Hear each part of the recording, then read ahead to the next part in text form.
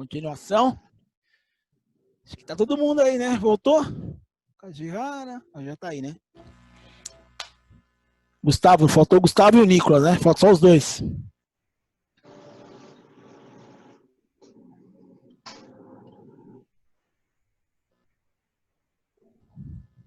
Felipe. Eu. Pergunta para meu amigo Sandro aí, por favor. Boa noite, Sandro. Boa noite, Felipe. Eu queria saber se você se considera uma lenda do futsal brasileiro. Não, estou longe disso. Eu acho que a lenda do futsal mundial, na minha opinião, o maior jogador de todos os tempos é o Falcão. Não só por tudo aquilo que vocês veem, que vocês assistiram ele fazendo, pelas jogadas geniais, pelos gols maravilhosos, mas por todas as conquistas, por todos os números que ele alcançou. Não só nos clubes que ele jogou, mas também na seleção brasileira. Agora, o que eu posso dizer é que quem viu o futebol de salão da década de 70, da década de 80, e aí em 90, que foi a minha geração, que foi a minha década, teve essa transformação do futebol de salão para o futsal, nós tivemos grandes craques, nós tivemos muitos craques. E aí é do gosto de cada um, né? Cada um vai puxar um pouco da sardinha para a sua época, para a sua década. E nem eu joguei na década de 90, então eu tenho muita propriedade e posso falar bem daquele pessoal que jogou naquela época, da minha geração. Mas eu acompanhei muito a geração que antecedeu a minha, que foi a década de 80, que tinham grandes craques, né? Aquela seleção brasileira que ganhou o primeiro campeonato mundial em 1982, depois foi bicampeão em 1985. Na época não era nem... Vocês estão me ouvindo? Sim. Vocês estão Na ouvindo época ainda? não era... porque sumiu a imagem. Não. Beleza, Sandro. Estamos ouvindo, sim.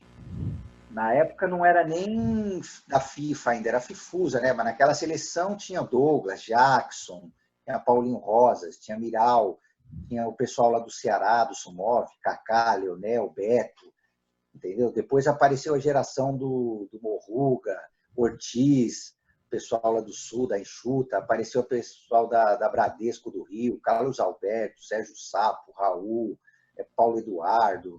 Aqui em São Paulo, Serginho Goleiro, Vander, Chiquinho, Zé Roberto. Enfim, se a gente for ficar falando aqui, nós vamos falar de craques e craques e craques. Então, eu não me considero uma lenda. Eu me considero um dos grandes jogadores da minha geração.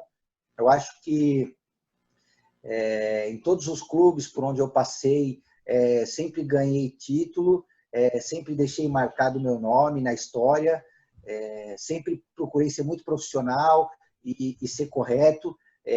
Tanto é que muitas vezes eu saía do clube e depois de alguns anos voltava para aquele mesmo clube. Isso é muito importante, né? Você ser profissional, você ser correto, você ser cumpridor dos seus deveres, porque aí você deixa sempre as portas abertas. A gente não sabe o dia de amanhã. Então, hoje, se você sai de um clube, você tem que sair pela porta da frente. Porque amanhã, se você precisar voltar para esse clube, você vai voltar pela porta da frente também. Isso eu sempre fiz. Eu sempre procurei, eu sabia das minhas responsabilidades, eu sempre fui um jogador muito cobrado, porque as equipes sempre fizeram um investimento alto em relação a mim, mas eu sempre, dentro de quadra, dei a resposta, tanto nos clubes onde eu joguei, quanto no período que eu fiquei na seleção brasileira.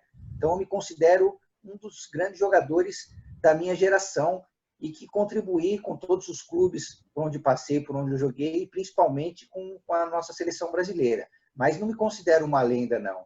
Inclusive, lenda, eu acho que é o que vai ser só o Falcão mesmo, né? Até porque eu acho difícil a gente ter um cara que vai superar tudo isso aí que ele conquistou, tudo isso aí que ele alcançou nesses anos todos aí que ele jogou futsal. Eu já vi bastante pessoas aí, muitos craques aí, que a gente pode falar sobre lendas, mas, Sandro, é interessante sua resposta aí, cara. Porque é bem por aí mesmo, né? Quem viu as outras gerações, né, pode falar como você falou, né? A gente conheceu toda essa geração anterior à nossa e, cara, quem não viu, procure pesquisar. Muitos craques, né? Que nem eu falo para todo mundo, né? Os meus ídolos no futsal, eu tenho 3 referências no futsal, né? Tem o Douglão, que foi um dos maiores pivôs do mundo, foi um ícone. O primeiro tênis que teve com o nome de um jogador de futsal foi o tênis Douglas, apenas fez um tênis com o nome dele. Muitos de vocês não eram nem nascidos, né? Nenhum de vocês eram nem nascidos, né? Estou falando dos jogadores, a comissão técnica, eu acho que sim.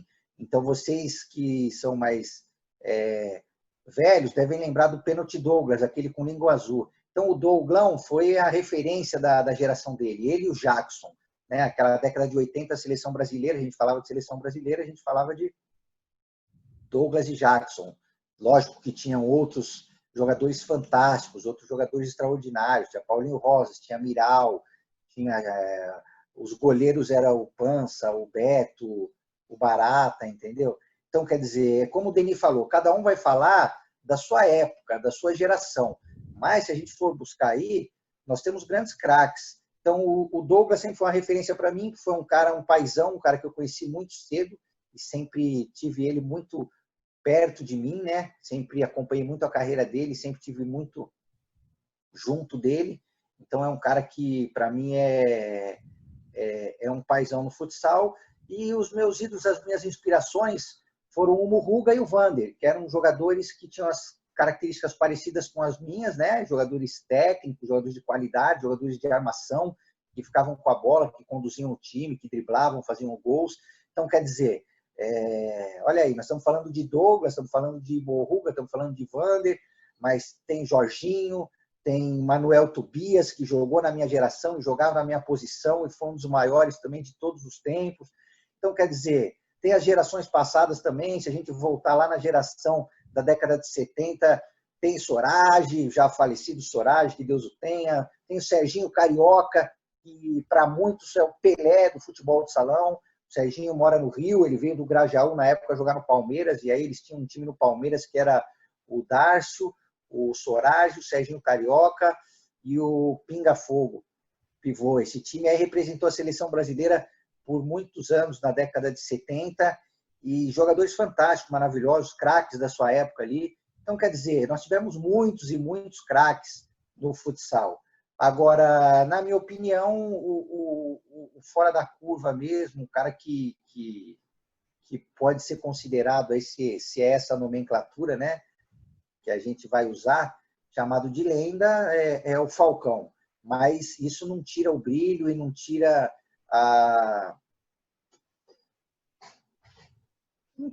tudo que os outros craques fizeram, cada um na sua época, cada um na sua geração. Nicolas Cruz. Boa noite, Sandro. Boa noite. Beleza, Nicolas? Tranquilo, você? Vamos aí, né? Ô, Nicolas, tira um pouquinho o microfone, tá muito próximo da boca aí. Aí, pode falar agora. Então, Sandro, eu gostaria de saber como foi a sua reação ao saber da sua primeira convocação para a seleção e qual foi o seu maior obstáculo na sua carreira. Com certeza. A minha primeira convocação, cara, eu tenho a camisa até hoje, né? A primeira vez que eu fui convocado, eu guardo essa camisa com o maior carinho. Inclusive, quando eu fui campeão mundial em 96, eu não tenho mais nenhuma camisa, porque vai dando para um amigo, vai dando para esse, vai dando para aquele, mas essa camisa da minha primeira convocação em 1992, eu tenho ela guardada comigo aqui no quadro e tenho o maior carinho, porque foi ali onde eu comecei, né? Ali foi onde eu despontei ali para o cenário nacional e internacional. Então, foi uma coisa marcante. Eu era jogador da GM, apesar de ter idade juvenil, já jogava no time principal da GM.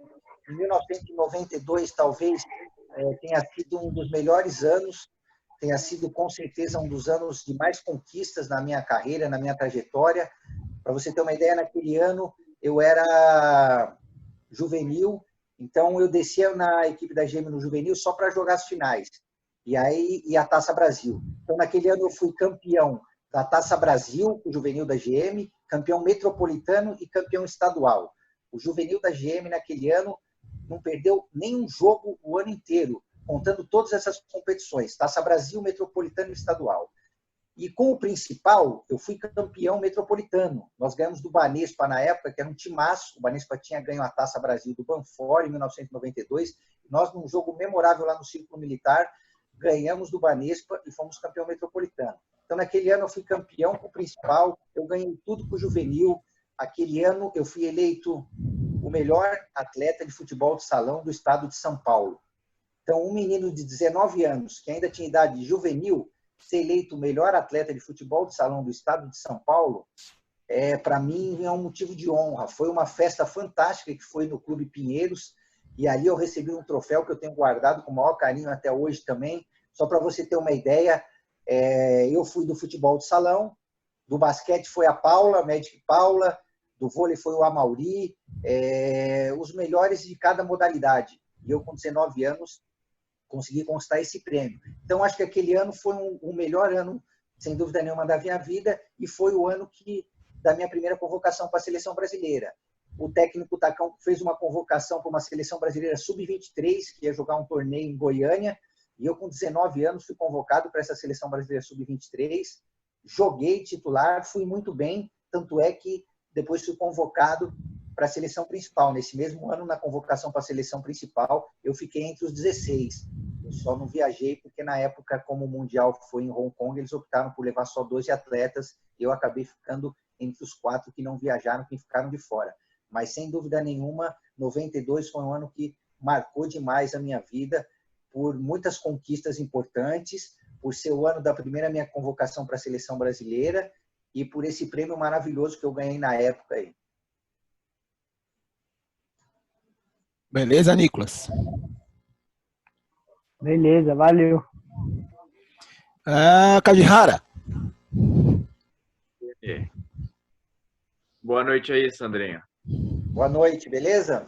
Beleza. Eu queria perguntar se agora que você já está aposentado, se você pretende continuar no meio do futebol e tal. Sei lá, como técnico, como dirigente, ou se já deu já? Não, pergunta boa, e é até bom para mim falar um pouquinho da minha vida pós-futsal, né? Eu continuo, sim, ligado ao futsal, até porque os meus filhos jogam futsal, né? Talvez algum de vocês conheça, porque ele é mais ou menos da geração de vocês. O meu filho mais velho é o Vitor, todo mundo chama ele de Vitinho, né? Ele jogou no Palmeiras, no Sub-16 do Palmeiras, eles tinham um timaço na época, né? Era o Vitinho goleiro, o Melo, o Lucas, o Vitor e o Papagaio. Eles ganharam tudo aquele ano, metropolitano, estadual. O quinteto do Palmeiras foi convocado para a seleção brasileira para jogar o Sul-Americano, e eles foram campeão lá em Foz do Iguaçu, ganharam da Argentina. Em 2017 ele foi para o Corinthians jogar com o Danielzinho, então ele jogou no Corinthians também. O Vitor tem 20 anos, e aí o Vitor, desde os 17 anos, ele está jogando na Itália, está morando e jogando na Itália. Então ele optou pelo futsal, não quis o futebol, optou pelo futsal, e desde os 17 anos está lá na Itália. Está bem encaminhado, graças a Deus. E o meu filho pequeno, Pietro, está no Corinthians, tanto no futsal quanto no futebol de campo está no Corinthians. Inclusive, o ano passado ele teve aí no estadual, jogando aí no Lausanne contra vocês, pelo Corinthians. Eu fui aí assistir o jogo.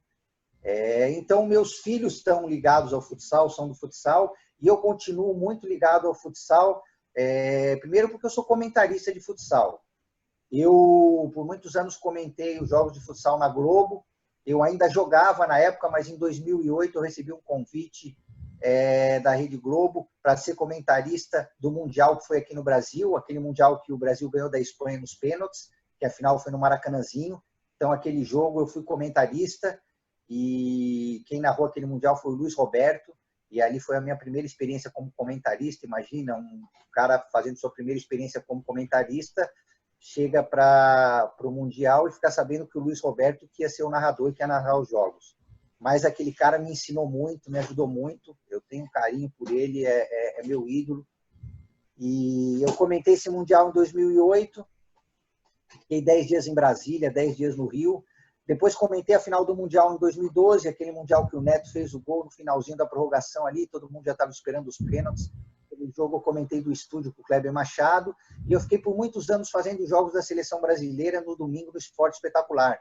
Tinha muitos jogos, muitas competições da Seleção Brasileira, e a final era sempre no domingo no Esporte Espetacular, e eu sempre trabalhei comentando esses jogos. Também comentei jogos na ESPN Brasil, comentei jogos para uma TV italiana, a RAI, e hoje trabalho na TVN Esportes, que é uma plataforma via internet que comenta os jogos da Liga Nacional. Então, eu sempre, de uma outra maneira, sempre tive um pouco dentro, sempre tive ligado ao futsal, tanto em relação aos meus filhos, acompanhando a carreira deles, mas também comentando jogos de futsal. Em 2015, eu fui o gestor, eu fui o gerente de uma parceria São Paulo-São Bernardo. Esse time disputou a Liga Nacional, chegou entre os 8. A gente fez uma baita Liga Nacional, com pouco investimento que a gente tinha na época, mas eu consegui montar uma comissão técnica muito legal, muito bacana, muito competente, consegui montar um time onde eu tinha 3 jogadores experientes, que era o Greuto, goleiro, o Índio, o Beck e o Paulinho, japonês, com uma molecada muito boa, e a gente conseguiu fazer uma baita liga. Então foi uma experiência muito legal. Em 2016 eu continuei como gerente de futsal do São Bernardo, só que aí só o São Bernardo, sem o São Paulo. E aí depois eu acabei, como meu filho foi jogar na Itália no Pescara, e na época ele era menor de idade, eu viajei com ele para acertar contrato, acertar documentação, ver tudo em relação a apartamento, e acabei recebendo uma proposta do Pescara para mim trabalhar também como coordenador das escolas de futsal do Pescara e ser treinador do Under 18 do Pescara, dessas categorias que vocês são hoje, Sub-18. Então eu trabalhei como segundo treinador do Sub-18 do Pescara, era uma das categorias que meu filho Vitor jogava na época. Ele jogava no Under 18, jogava no Under 21, e eu fui segundo treinador do Pescara também. Então, mesmo depois que eu parei de jogar futsal, eu sempre continuei no meio do futsal, sempre continuei envolvido com o futsal. Hoje, eu, através desses anos todos que eu joguei e com toda essa minha bagagem aí dos treinadores que eu trabalhei, e principalmente com esses anos que eu fiquei lá fora coordenando a escola de futsal do Pescara e trabalhando como segundo treinador, eu escrevi a minha própria metodologia. Então eu escrevi a metodologia Sandro Falseta, eu montei a Sandro Falseta Academy, que é uma academia de futsal. Eu tenho um sócio que trabalha comigo, que é o Fábio Onelas, que é um cara que jogou futsal também, que veio do futsal. Então hoje eu faço parcerias com clubes e colégios particulares através da Sandro Falseta Academy. Então eu continuo muito ligado ao futsal. Valeu. Beleza, Kajihara?